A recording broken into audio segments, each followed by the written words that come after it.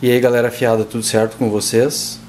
No vídeo de hoje nós vamos falar a respeito dessa Gyuto, mas antes disso eu gostaria de pedir que quem não for inscrito ainda no canal, que considere se inscrever, que dê o seu like nos vídeos, que comente, que compartilhe, porque isso ajuda o YouTube a entender que vocês estão gostando do conteúdo que o canal está trazendo e ajuda a sugerir o vídeo para mais pessoas que estão assistindo e procurando conteúdo nesse assunto, né?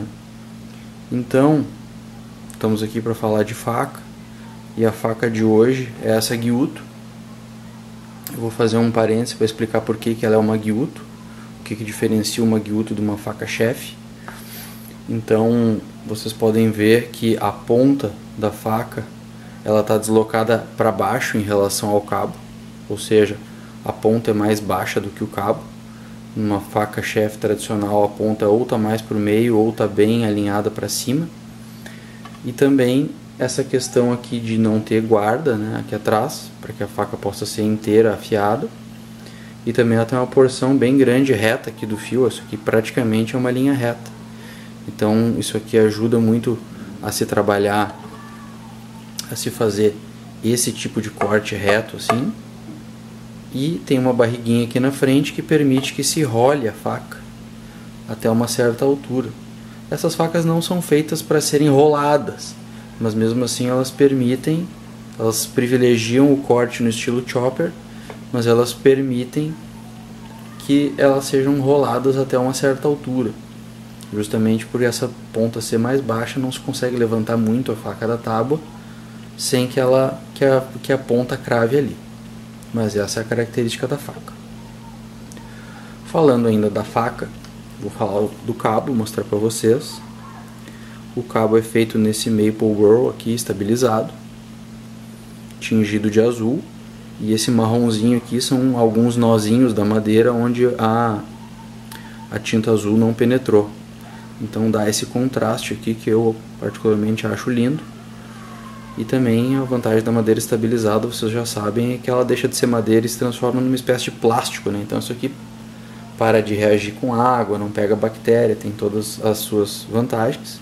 E esse ferrolho aqui que vocês estão vendo é de chifre de búfalo.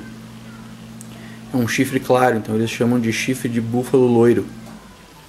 Eu acho lindo esse acabamento aqui, acho esse cabo maravilhoso. Falando da faca, essa é uma Gyuto de 250 mm, é uma faca grande, é uma faca grossa, como vocês estão vendo. É uma faca que se chama de Workhorse.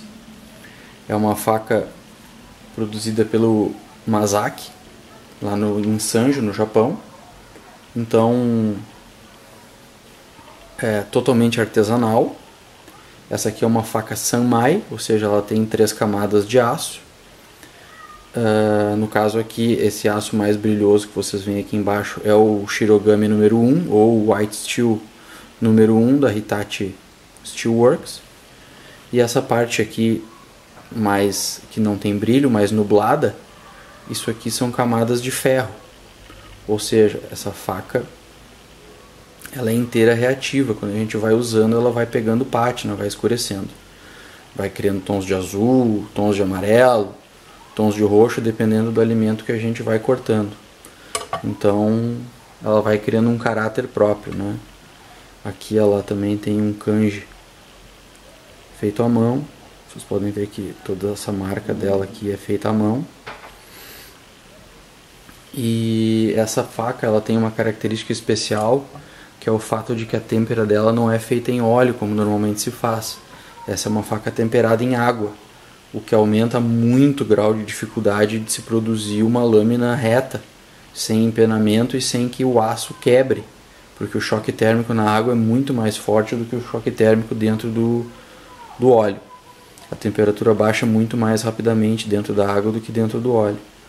Então tem um grau de dificuldade de se produzir isso aqui muito alto. Precisa de um ferreiro, de um cuteleiro muito bom no que ele está fazendo.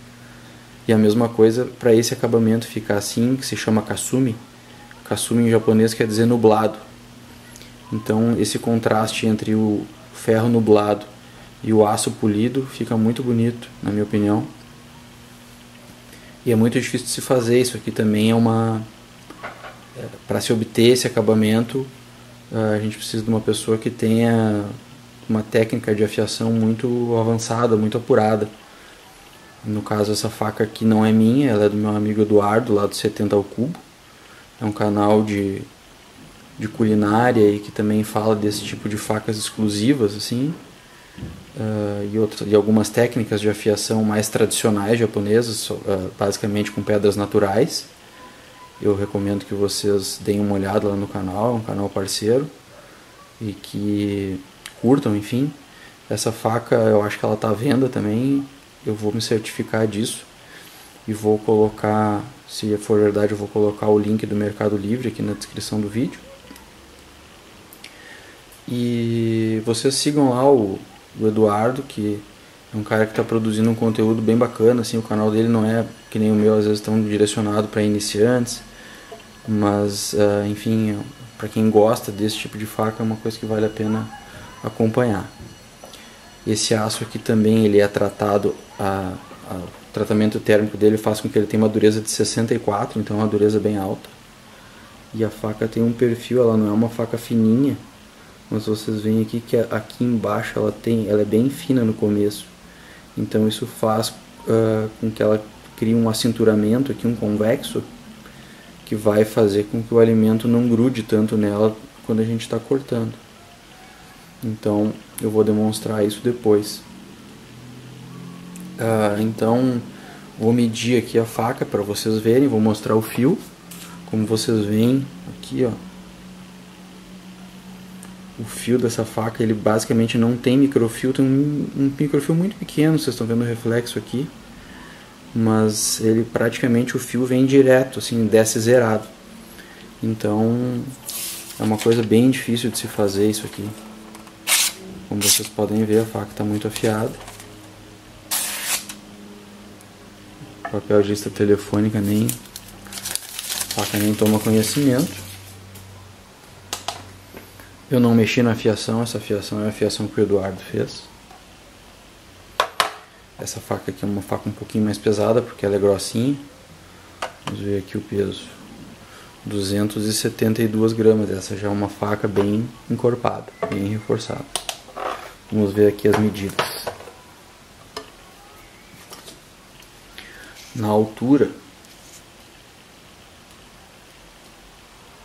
ela tem 50 milímetros, 50,7, 5 centímetros. Aqui é onde começa a lâmina, por cima, ela tem 4,4 milímetros. Aqui no meio tem 2,9. Aqui mais perto da ponta tem 2.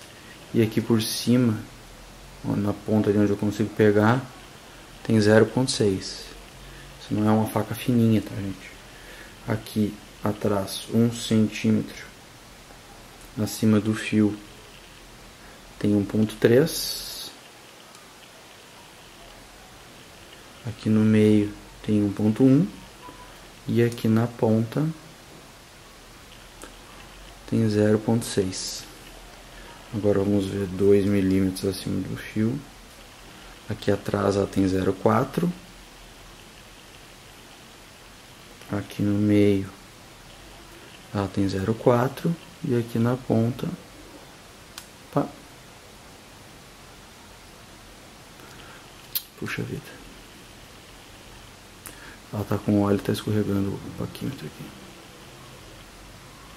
E aqui na ponta, espera aí um pouquinho, gente, que eu tô com dificuldade. E aqui na ponta ela tem 0,4 também. Então, em nenhuma hipótese se trata de uma faca fininha.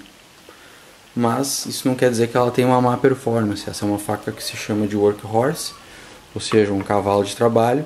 É a faca que a gente vai usar para tudo que é tipo de tarefa na cozinha, sem ter tanto medo de, como nas facas laser, de daqui a pouco fazer um chipping ou fazer microfissuras no fio. Ela é uma faca que vai ter um suporte maior para o fio por essa característica aqui. Então agora eu vou voltar com o corte de alimentos. Para esse teste eu vou usar os mesmos legumes que eu usei no último teste, que eu usei também uma faca do Naoki Masaki. Então eu vou usar aqui os mesmos legumes para vocês terem uma ideia de como é que uma faca se comporta em relação a outra. Então também vou começar com o gengibre. Vocês viram que essa é uma faca grossa, mas vocês vão ver que ela não tem dificuldade de cortar o gengibre. Eu vou fazer silêncio aqui para vocês ouvirem.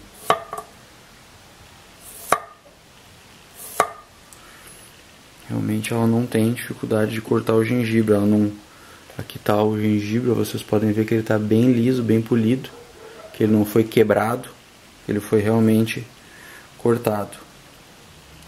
Então vamos ver o perfil agora dela de rolagem, né?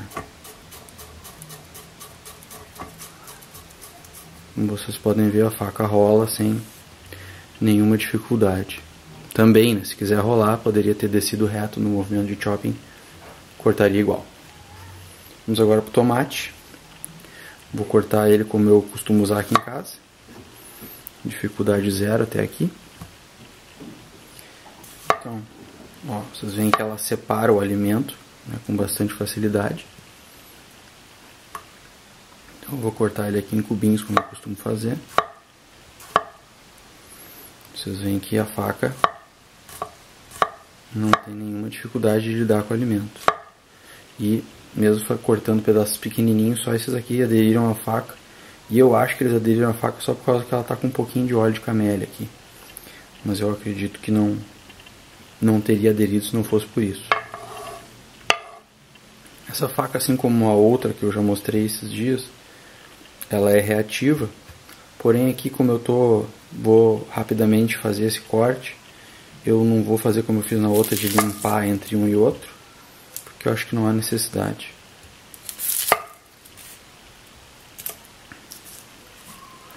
Vamos ver aqui a cebola, sem dificuldade.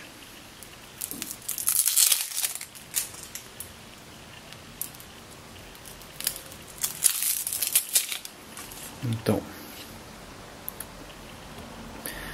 nessa aqui eu vou fazer o corte brunoise, que são os quadradinhos.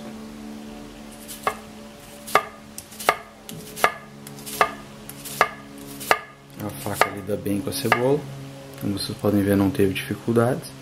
Vamos ver assim. Assim ela tem um pouquinho mais de dificuldade pela grossura, mas também penetrou bem. Aqui, dificuldade nenhuma, inclusive o próprio peso da faca ajuda no trabalho.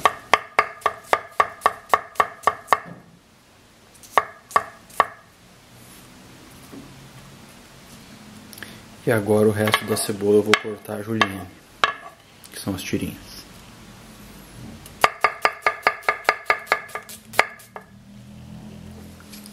Virar ela aqui. Sem nenhuma dificuldade, como vocês viram. Então, vou deixar os links. Espero que vocês tenham gostado. Para mim foi um prazer, um privilégio usar uma faca dessas. E agradecer ao Eduardo novamente, vou deixar o link dele. E era isso, pessoal. Um grande abraço.